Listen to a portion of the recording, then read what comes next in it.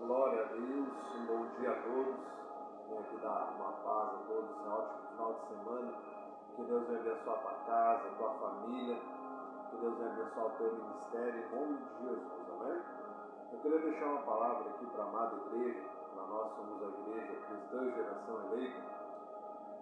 E Deus tem falado no meu coração hoje fazer essa live e dizer que nós não somos uma igreja de costume, que nem muitas igrejas, mas nós somos uma igreja da palavra. E eu quero deixar 2 versículos aqui e meditar com você nessa palavra, né?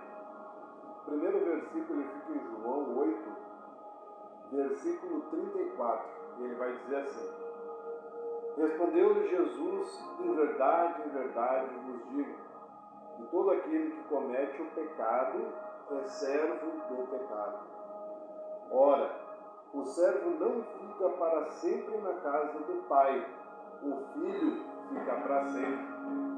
Se, pois, o Filho vos libertar, verdadeiramente sereis livres. Amém, amada igreja? Nós sabemos que nós não guardamos muitos costumes que ficaram na antiga aliança e nós estudamos diariamente sobre isso, mas isso não pode dar ocasião para a gente não ter uma mudança verdadeira de vida, de conduta, de caráter. Paulo disse assim, sede imitadores de Cristo assim como eu fui. Então quando nós chegamos na igreja, nós chegamos em pecado, nós chegamos com a vida toda errada, e agora nós vamos nascer de novo. E aqui a Bíblia diz que o servo ele não fica sempre na casa do Pai porque ele é servo do pecado, mas o filho ele fica para sempre na casa do seu Pai.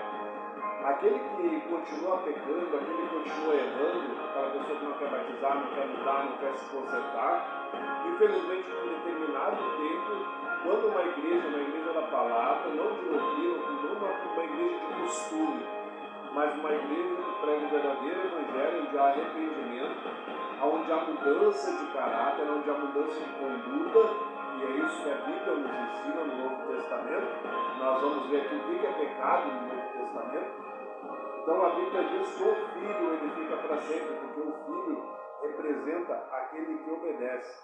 O Filho representa aquele que foi liberto pela palavra de Deus, que hoje o pecado não consegue mais dominá-lo.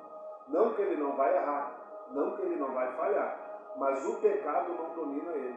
Quando ele erra, quando ele falha, logo então ele pede perdão para Deus e ele vive uma vida de constância lutando contra o pecado, lutando contra a carne, lutando contra as suas vontades.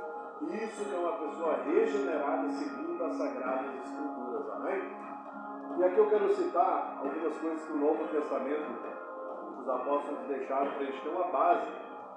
Em 1 Coríntios capítulo 6, versículo 9, ele vai dizer assim, não sabeis que os injustos não há de herdar o reino de Deus? Não erreis, nem os devassos, nem os idólatras, nem os adúlteros, nem os afeminados, nem os sodomitas, nem os ladrões, nem os avarentos, nem os bêbados, nem as maldizentes, nem os roubadores herdarão o reino de Deus. E depois, um pouquinho mais para frente, na carta de Gálatas, capítulo 6, de versículo 19, vai falar sobre as obras da carne. Porque as obras da carne são manifestas, quais são?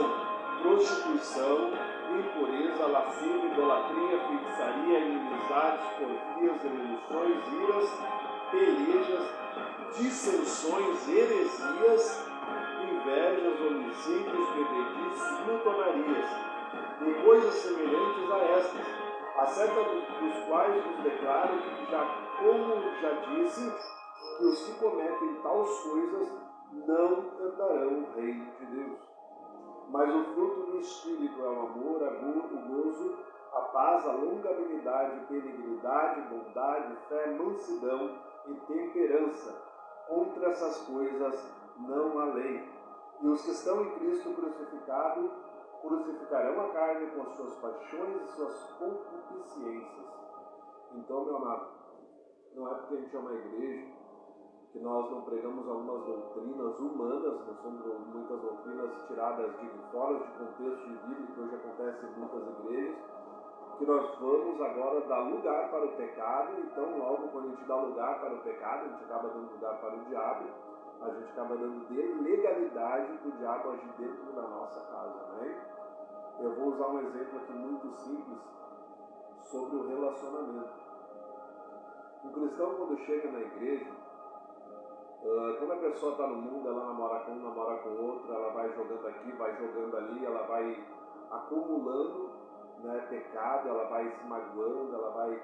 Quando nós chegamos na igreja, a Bíblia diz que quando o homem se une a uma mulher, ele é um só. Então, quando nós resolvemos, chegamos na igreja, somos solteiros ou casados, nós temos que ter uma mudança de vida, uma mudança de conduta. A Bíblia foi bem clara ali, ela não fala sobre cabelo grande, ela não fala sobre a saia, ela não fala sobre tantas outras coisas, mas lá diz que a prostituição, a impureza, ela levará o homem para o inferno. Então, se você chega até a igreja é uma igreja de palavra, tem que ter uma mudança de conduta. Muitas vezes a gente participa da ceia, a gente se batiza, mas o batismo, participar da ceia não quer dizer que você é salvo. A salvação é a regeneração do homem. Salvação, a palavra quer dizer regeneração. Quando o homem, então, ele é regenerado, ele luta contra a sua carne, ele luta contra o pecado, e ele não deixa mais, então, o pecado dominar. Por isso que a Bíblia diz que verdadeiramente sois livres do pecado. Meu amado? Então essa palavra é uma palavra para a igreja.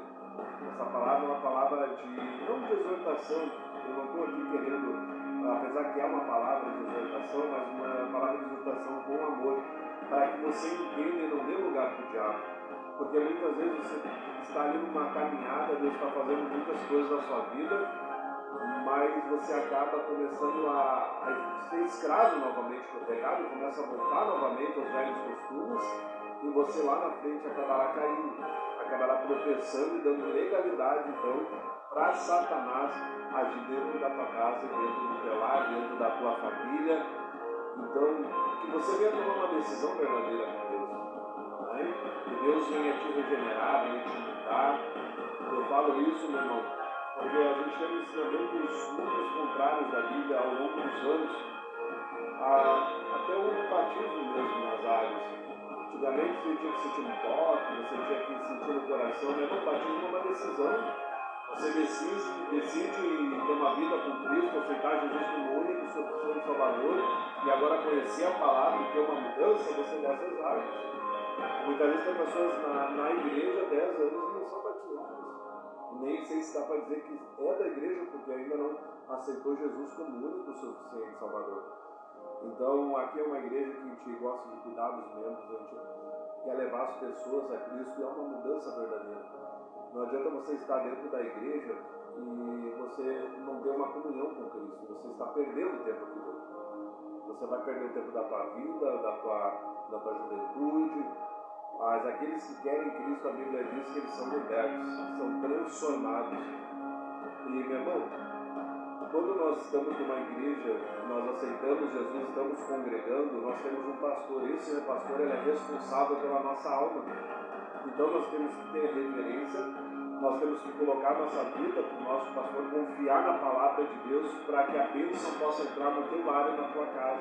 Caso contrário, não tem como eu te ajudar e nem a palavra te ajudar.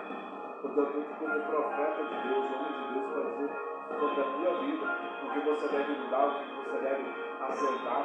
Não inspiração humana, mas inspiração que Deus nos dá para poder abençoar vidas, e Ele traz até o nosso ministério. Então, meu irmão, essa palavra que vai deixar no teu coração, a gente é uma igreja da palavra. A gente é uma igreja liberta dos costumes judaicos, dos costumes lá de Moisés, da lei, mas hoje nós vivemos pela graça. E quando nós continuamos no pecado, nós estamos renegando o sacrifício de Jesus que nos na cruz. Então, que Deus venha trazer um arrependimento verdadeiro para você nesse dia, que você venha se arrepender dos seus pecados, verdadeiramente ter uma mudança significativa em nome de Jesus. E o pastor, a igreja, nós estamos aqui para te ajudar. Amém? Então que Deus venha te abençoar e que domingo nós possamos nos encontrar aqui às 7h30 da noite para honrar o nome de Jesus, para glorificar o nome dele e juntos buscar a presença desse Deus, um relacionamento com Deus, para que futuramente a gente possa nos encontrar no céu e morarmos juntos para a glória do nosso Senhor Jesus. Amém? Então esse é o recado que eu quero deixar para você. Que Deus venha abençoar a tua vida em nome de Jesus. Amém?